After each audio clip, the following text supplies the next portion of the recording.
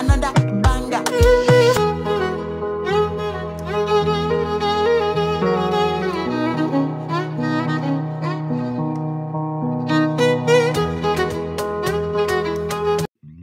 আসসালামু আলাইকুম এভরিওয়ান, সবাই কেমন আছেন? হোপফুলি সবাই খুব ভালো আছেন। আমি আলহামদুলিল্লাহ অনেক ভালো আছি। আবার একটা নতুন ব্লগ নিয়ে চলে আসলাম আজকে। উইকেন্ডে আমার একদমই ঘরে বসে থাকতে ইচ্ছা করে না, এর জন্য আমি ওহিকে বললাম চলো ওহি আমরা একটু ঘুরে আসি। ওহিকে বললাম তুই একটা জায়গার নাম সিলেক্ট কর। তো ও বললো কোথায় যাবে মামুনি? আমি বললাম তুই কোথায় যাবি বল। ও বললো কোথায় যাবে মামুনি? আমি বললাম শাগুফতা যাবি? ও বলে শাগুফতা কি? ও গাইস, কিচ্ছু বলার নেই আসলে। সো ওকে কোনো কিছু জিজ্ঞেস করে লাভ নেই, ও দুনিয়ার কোনো কিছু চিনে না। এই জন্য আমি বললাম ঠিক আছে চল, শাগুফতা যে কি আজকে তোরে দেখাবো। তারপরে আমরা রেডি হয়ে রিক্সা নিলাম আর এখন যাচ্ছি শাগুফতা কি সেটা ওকে দেখানোর জন্য। এই মেয়েটা যে কত কথা বলতে পারে, কি কি যে বলে এত পটপট পটপট করে, ভিডিওতে আসলে কোনো কিছু বোঝানো পসিবল না। তো ও আরও অনেক দুঃখের কথা বলতেছে, অনেক কিছু বলতেছিল, বাট আমি এক কান দিয়ে ঢুকে আরেক কান দিয়ে বের করে ফেলতেছি।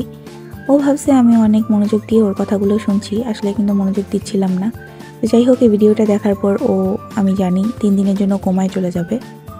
এই তো আমরা অলমোস্ট শাগুফতার কাছে চলেই আসলাম। তো এখানে নামার পরে ওকে ওই ব্যানারটা দেখালাম যে দেখ এই জায়গাটার নামই বলে শাগুফতা। তো বলে ও আচ্ছা মামুনি, এই জায়গার নাম শাগুফতা? আমি ভাবলাম কি না কি, যে হ্যাঁ তুই তো এরকমই ভাববি। আমি বললাম চল এই পানিপুরিটা খেয়ে দেখি বাংলাদেশি আবিদ ভাইয়ের পানিপুরি কেমন হয়। তো বললো হ্যাঁ মামনি চলো একটু আমরা ট্রাই করি।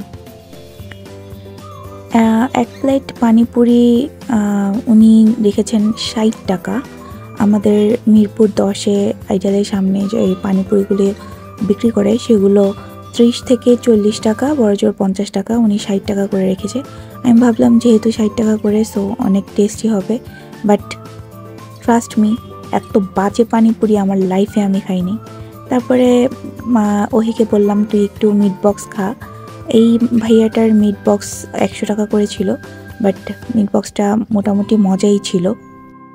এরপরে আমরা চলে গেলাম এই পিঠার দোকানটাতে। এই পিঠার দোকানটাতে অনেক আইটেমের পিঠা ছিল। তারপরে হচ্ছে ছিটা রুটি ছিল ভর্তা দিয়ে, হাঁসের মাংস দিয়ে। সো আমরা একটা ছিটা রুটি নিলাম, আর হচ্ছে ওহি এই তো মিট বক্স খাচ্ছে আর আমি ছিটা রুটি খাচ্ছি, আর বাসার জন্য কয়েক আইটেমের পিঠা নিয়ে গেলাম। এই তো আমাদের ঘোরাঘুরি এটুকুই। এরপরে ওই আর আমি আবার রিক্সায় চলে গেলাম, বাসায় চলে যাব এই জন্য। তো এই তো আমরা যাচ্ছি, আর ওই একটু ঢং করতেছিল, আমিও ঢং করতেছিলাম, আর আমরা অনেক আমাদের সুখের দুঃখের অনেক গল্প করতেছিলাম একসাথে। আসলে আমরা এই ট্যুরটা দিচ্ছিলাম শুধুমাত্র ঐশীকে জ্বালাবো এই জন্য। ঐশী তুমি এই ভিডিওটা দেখো আর চলো, হ্যাঁ তোমার আর কোনো কাজ নেই।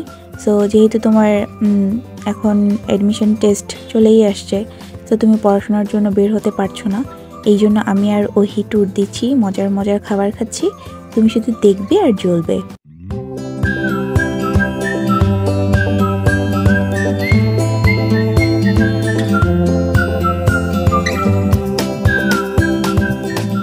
তো আসার সময় বেস্ট বাইয়ের এই দোকানটাতে আমরা একটু ঢুমেরে আসলাম। আম্মু অনেক দিন ধরে রাইস কুকারের কথা বলছিল, সো রাইস কুকারের এখানে দাম দেখতে এসেছিলাম, আর হচ্ছে ব্লেন্ডারের দাম দেখতে এসেছিলাম। আমাদের বাসার ব্লেন্ডারটা নষ্ট হয়ে গেছিলো। তো এখানে ভালো জিনিসপত্রই পাওয়া যাচ্ছিল। আমি টুকটাক অনেক কিছুই শপিং করলাম। আমার কাছে এই সল্ট ডিসপেন্সারটা ভালো লেগেছিল, এইটা কাচের ছিল, 150 টাকা করে। এখানে প্রত্যেকটা জিনিসই আমার প্রায় ভালোই লেগেছিল, যদিও প্লাস্টিকের, তারপরও ডিজাইন থেকে শুরু করে সব কিছু মোটামুটি খারাপ না, আমার কাছে ভালোই লেগেছে। এই ফোর্কগুলোও সুন্দর ছিল।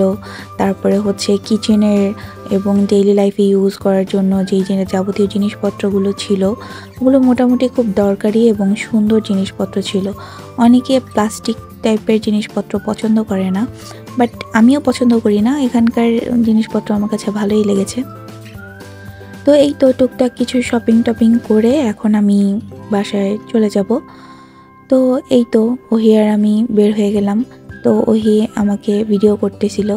এই যে আমার ব্যাগটা ও নিয়ে নিছে, বলতেছে মামুনি তোমার কষ্ট হবে, তোমার ব্যাগটাও আমাকে দাও, আমার ব্যাগটাও আমি নিচ্ছি।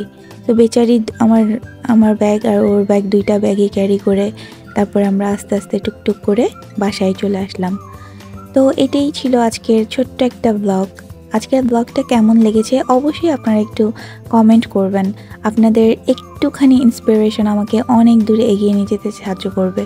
এই তো আমার বাবাটা হচ্ছে দরজাটা খুললো। এখন আমি বরাপুর বাসায় চলে আসলাম। বরাপুর বাসায় খাটের একটু কাজ চলছিল, এর জন্য একটু অগোছালো ছিল। বরাপুকে বললাম তোমার একটু ব্লগ করি, একটু তাকাও। বরাপু বললো না না, আমি এই চেহারায় তাকাবো না। সো এই তো আজকে এই পর্যন্তই। আল্লাহ হাফেজ।